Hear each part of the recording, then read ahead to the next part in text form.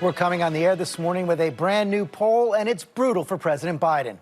His approval rating has hit a new low. Only 41% of Americans think he's doing a good job in office. 53% disapprove. 70% believe the economy is in bad shape. And with inflation at a 3-decade high, only 39% approve of Biden's handling of the economy. Looking ahead to the midterm elections, Republicans have a 10-point lead among registered voters, their largest lead ever in the 40-year history of our poll. One bright spot for the president, his core policies are popular.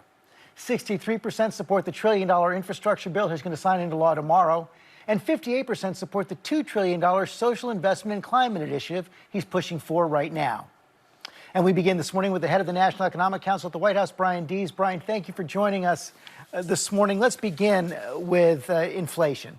It's pretty clear those inflation numbers are driving discontent with the economy. What, if anything, can the president do about it?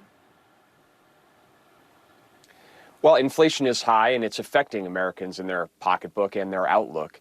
But that concern actually underscores why it's so important to move forward on the Build Back Better bill that Congress is considering. You know, this bill is actually going to address the core costs that American families are facing in childcare, in housing, in healthcare. It will cut the cost of childcare by more than half for most working families. It'll build new housing all around the country to let people find new opportunities to find jobs and live in an affordable way. And it'll do it all while being fully paid for. And this is important. Far from adding to inflation concerns, this bill will do the opposite. Because it's fully paid for, it doesn't add aggregate demand to the economy. It makes these investments while actually offsetting them by increasing taxes on corporations and wealthy individuals. In fact, it will reduce the deficit over the long term. So we have a fully paid for plan to go directly at the costs that typical Americans are facing, increase the productive capacity of our economy. This is what Americans are looking for. They're looking for us to deliver on the things that matter most to their lives. And I know you're hoping to pass it, but even if it does pass, it's going to take a while for the benefits to kick in. So what can Americans expect in the short term? Is inflation going to get worse before it gets better? Is there anything President Biden can do in the short term? We're focused on how to address this in the short term and the medium term, George. In the short term, number one, we have to finish the job on COVID. We know that the more that people feel comfortable getting out into the economy, going to movies rather than buying a television at home, working in the workplace, the more we can return a sense of normalcy to our economy. Getting those shots out for 5 to 11-year-olds is going to provide a lot of comfort to American families. We're making a lot of progress on that front. Getting more workplaces COVID-free is going to make more Americans comfortable getting back into the labor market as well. The second thing we can do right now is focus on these supply chain issues. You know, right now, the American economy is moving more goods through the economy than we ever have. But that's creating some challenges. We're working with the ports in LA and Long Beach, getting them to go 24/7, and getting right to work in implementing this historic infrastructure bill. On Monday, the president will sign this bill into law. It's the first time that a president is actually delivering on a bipartisan infrastructure bill. And while a number of those pieces will be longer term, they're things that will go into effect right away to try to get money out to help, for example, upgrade our ports, upgrade our airports, upgrade our roads. We're going to work without delay to get that money working for the American people. As you know, our next guest is Senator John Barrasso. He's expressed the view of an overwhelming majority of Republicans that the Build Back Better plan is going to actually fuel inflation. He calls it a socialist agenda and a socialist budget. Your response? It's quite the opposite. Look, every serious economist that has looked at this proposal has said that it will not add to long-term inflationary pressure. 17 Nobel Prize-winning economists said the same. And the reason is because it's paid for. You know, we haven't fully paid for a bill in Washington for some time. Senator Barrasso and his colleagues in the prior administration passed $2 trillion in tax cuts, fully unpaid for, added to the deficit.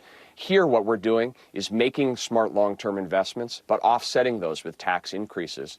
When you do that, it's fully paid for. You actually reduce the deficit over the long term. You don't impact inflation. What you do is you actually increase the productive capacity of our economy. You get more people to work by providing affordable child care and affordable care for an elderly parent. That's what this bill will do.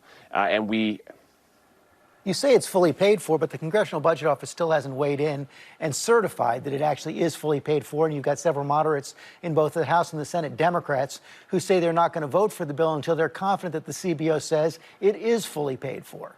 Are you confident the CBO is going to back your judgment? We're confident this bill, as it moves through the process, is going to be fully paid for. And not only that, it's actually going to reduce deficits over the long term. We've already seen the Independent Joint Committee on Taxation, as well as the Treasury Department, look at the tax components of this bill and say not only are they enough to offset the investments in this package, but actually over the long term, they will reduce the deficit by trillions of dollars because we're making permanent changes to the tax code. We're actually going to address the fact that right now, profitable companies in America can pay nothing in taxes. We're going to put a minimum tax in place, 15%, that all corporations have to pay. We're going to address the fact that today there's an affirmative incentive for companies to move production and profits overseas to try to find lower tax opportunities. By putting a global tax system in place, we're not only going to generate revenue to invest in things like childcare and preschool, but we're also going to encourage more investment here in the United States. When you do that for the long term, you generate revenue that will reduce deficits across time. So we're confident that we'll get that done. And frankly, it's been some time in Washington since we've done something that's fiscally responsible. This is the process. We write a bill, the Joint Committee on Taxation passes judgment, which they already have publicly. The Congressional Budget Office will provide additional information this week. We're confident that that will be sufficient to get this through the House.